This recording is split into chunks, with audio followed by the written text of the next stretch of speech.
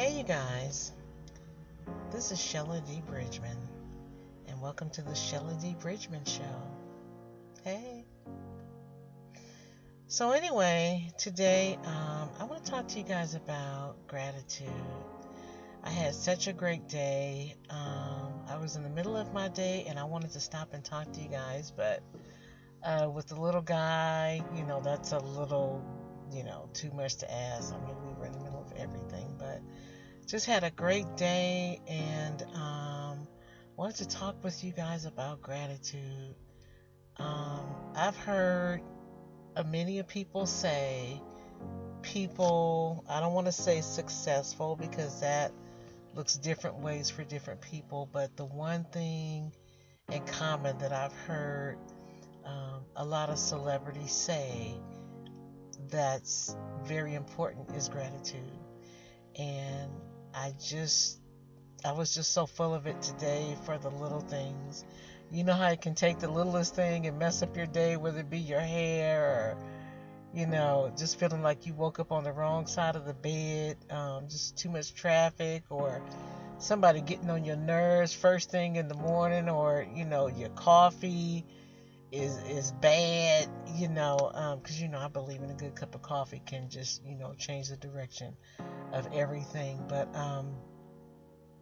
I just, when I got off work, I work graveyards, and I got off work this morning, and my little guy, I take him to work with me, Tommy Wayne, I take him to work with me. And so we left, and I said, okay, what am I going to do today? And just, trying to be productive. And I heard someone say, don't quit what you're doing, but make some adjustments. So I'm trying to make some adjustments to make things a little more organized for myself, so that things won't be so hard. I'm trying to make things better for myself. And so I was running some errands, and so I had him with me. He's always with me, and he was just so well behaved. And I just really appreciate that because he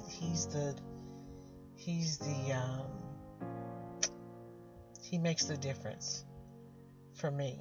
And so I was out shopping and getting things together, and he just was so well behaved. And then we went out to what I call the good park. It's a beautiful park, and I've learned that he's allergic to grass. So we walked on the pavement, and they had, I don't know if it was more than one activity there, but they had a soccer game going on. I mean, the young men had their uniforms on and everything. I mean, it was full, it was going. But nobody was on the pavement. We were just walking around, and then because we are, we have this lifestyle, and like I said, I realized he's allergic to grass. So we were there, and I but I noticed the basketball court. There was nobody on the basketball court. It's a fenced-in basketball court. I usually take him to this one park that we go to, and it's a tennis court.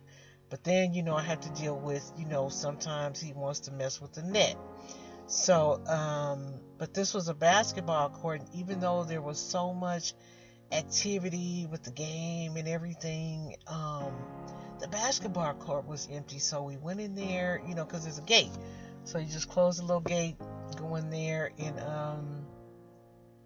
he was able to run around. And that's the thing is, him wanting to be free and exert some of that energy. And it's just like with anybody, once you exercise, you feel better.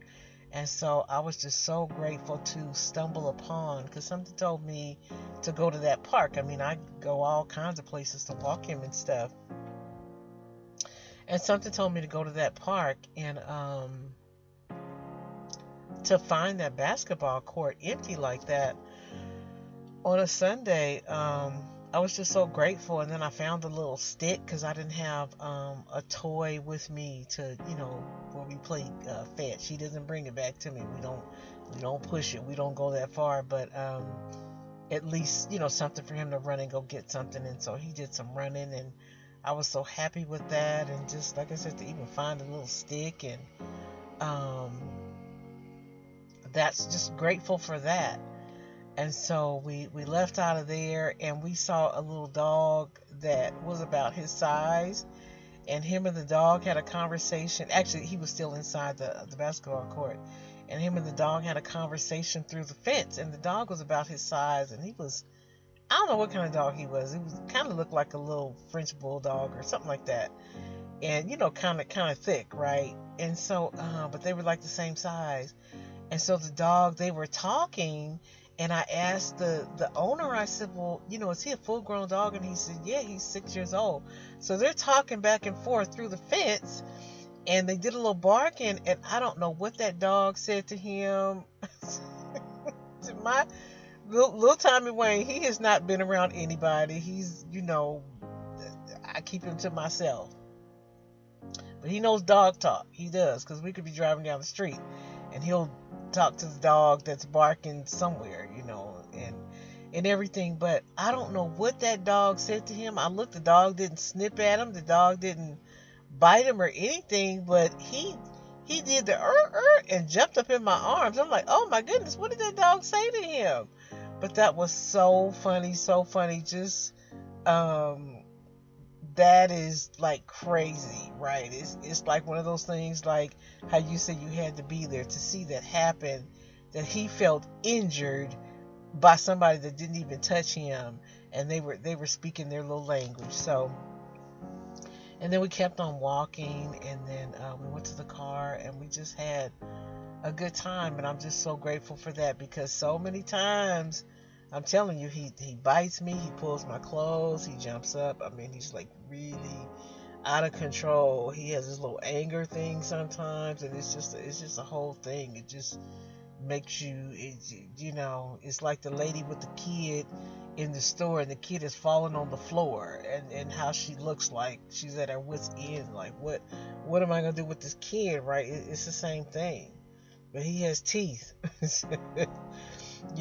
And so just so grateful that I was able to do some productive things even on into the evening, and like I said, get some things organized, because we know with the Industrial Revolution it's like order, and that's I've had many a job, and time management, and don't touch something more than once, and just having a system. And so that's what I'm trying to do. I can't make all of the changes that I want to make today in this moment, but I'm trying to get a little more organized to make things better for myself. But I was just so happy today, and I wanted to stop and share that with you guys. But we were still in the middle of our day, and he's just been so good, and I'm just so glad and so grateful. And so that's our focus. Look, that is our word for the day, kids.